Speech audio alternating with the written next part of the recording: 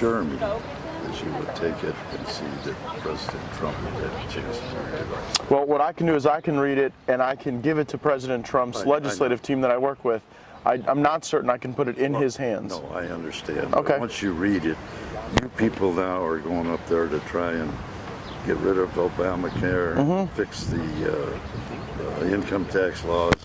Here is the problem. You can't do it. You can't do a tax on income. It's mathematically impossible. But here's how you can do it with a tax rate of about 2.5% by taxing liquid asset wealth. I'll check it. Great, thank you. Right. Foreign government. So corruption, unfortunately, is a concern that we see at the federal level. Frankly, I've seen some of it at the one candidate over another for your congressional nominations. Well, for the congressional nominations, the first kind of filter is the filter based on scores.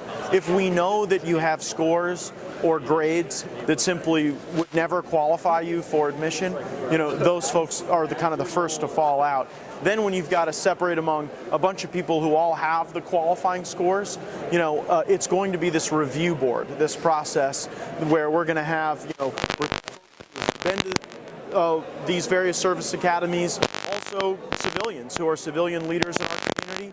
And what I'm going to tell them is the most important thing to me are people with strong citizenship who really take the role of being a citizen seriously.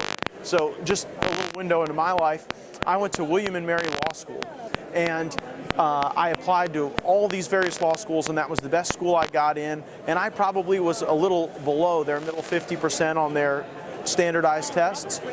But Jefferson started that law school when he was the governor of Virginia, and he started it because he said we need citizen lawyers, people who don't just want the job for the sake of the job, but view the job you have as something that facilitates your citizenship.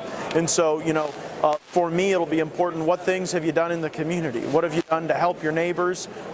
In what, are you a part of organizations that you've tried to drive those organizations to better citizenship? That's really, to me, kind of the most important thing about the people we're able to elevate in our district, those skills. And awesome. I guess you wanted a picture. Matt, good to see you again. Yes, we saw you over at the reception. Yes, ma'am. Just tell you one thing.